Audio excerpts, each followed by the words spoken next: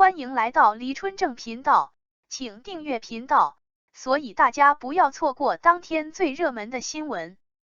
我们今天的时事通讯包括以下内容：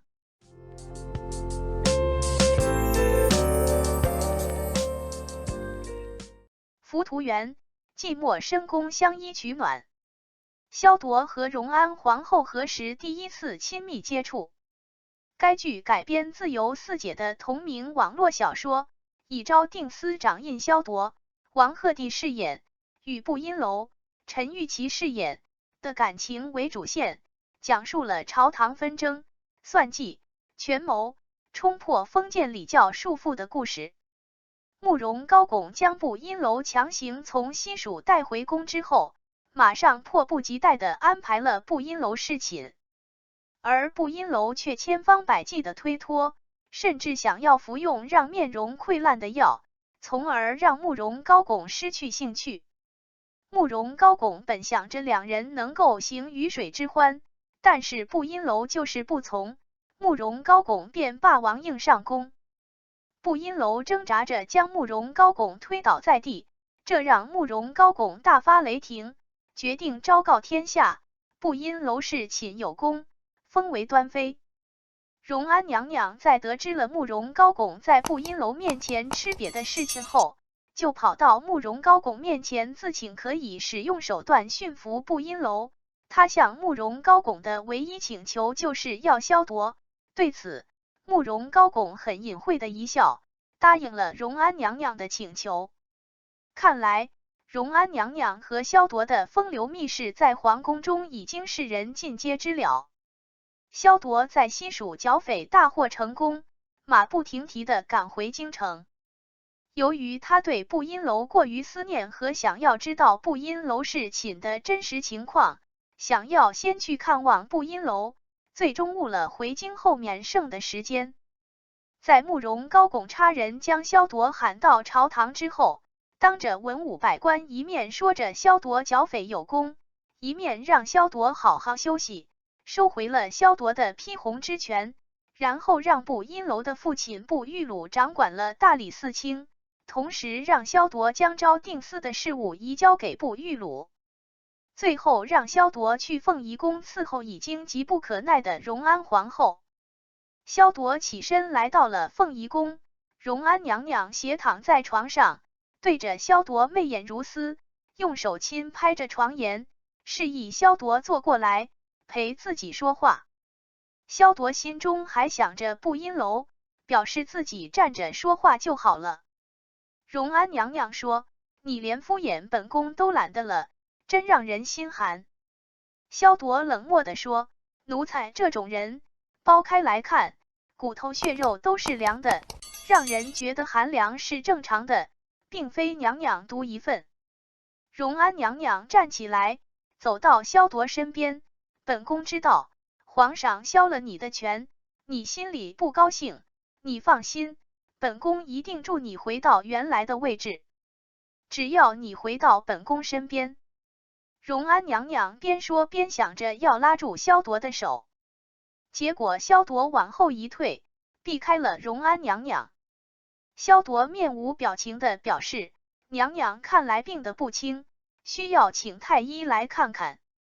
如今举步维艰的不是奴才，而是娘娘，娘娘失了势，连昔日的狗都哀求上了。”荣安娘娘痛心疾首地说：“萧铎，你怎么就不明白本宫的心呢？”随后荣安娘娘回忆起了自己和萧铎的第一次亲密接触。当初我受了先帝爷的冷落，被少贵妃欺辱，我连死的心都有。我记得那个时候你来凤仪宫给我奉香，那是我第一次见你，你对我说了好些话，才让我知道这皇城里还有活人。你难道都忘了吗？当初我们共进退，阿铎，这皇宫里冷得很，我们相依取暖不好吗？”荣安娘娘又要抓住萧铎的手，被萧铎用刀鞘轻轻隔开。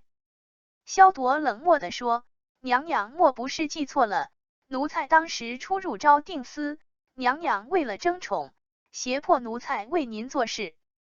逼得奴才不得不在先帝爷您和前掌印之间艰难周旋，稍有不慎便死无全尸。你我之间不谈仇恨便是大度，又谈何情义？荣安娘娘大声表示不是这样的，是萧铎骗她的。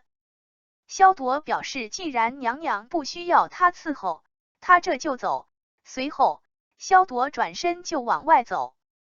荣安娘娘慌了，就提到了布阴楼，表示布阴楼有什么好，就是在玩弄萧铎，踩着他爬上了龙床，现在已经是慕容高拱的女人，与萧铎没有了一丝一毫的瓜葛。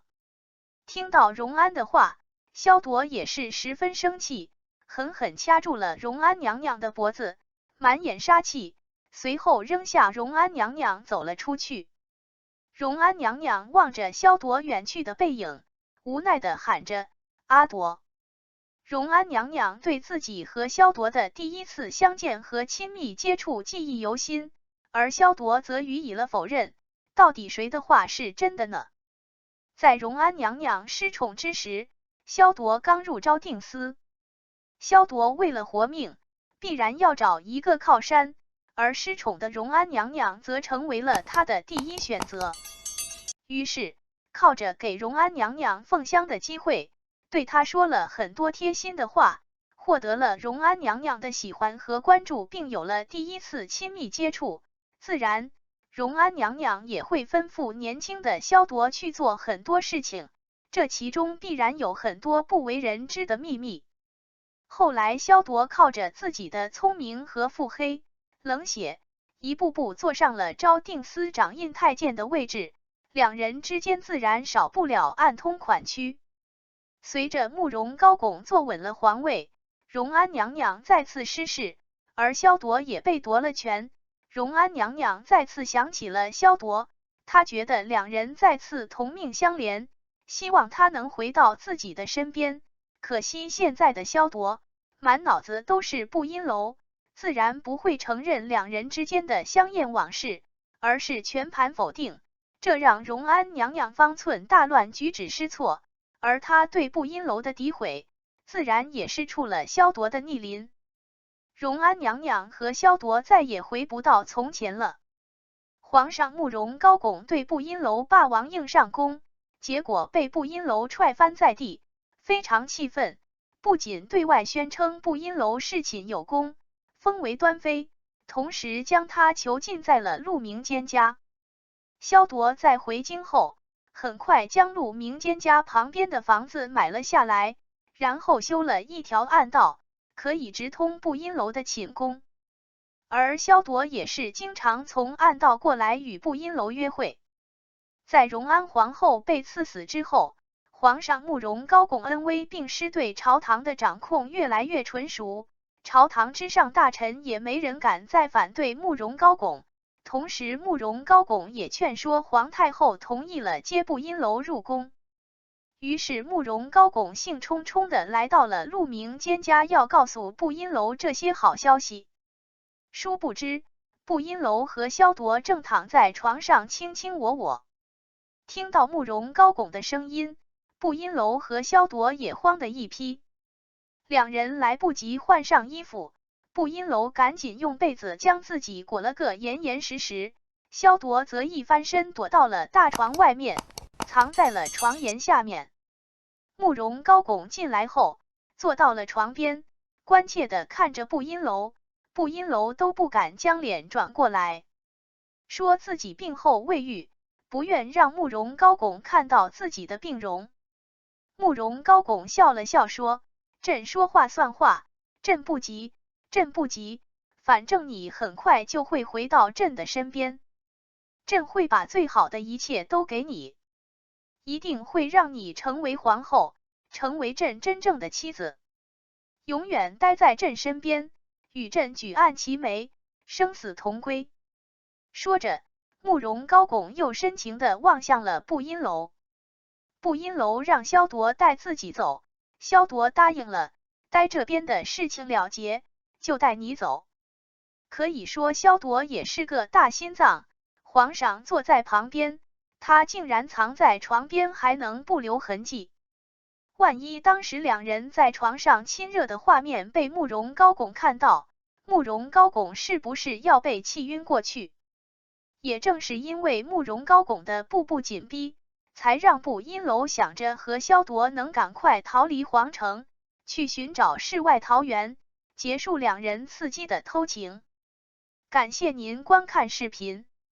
如果您觉得本实时通讯有用，请不要忘记点赞、评论和订阅。祝您生活愉快，充满活力。再见。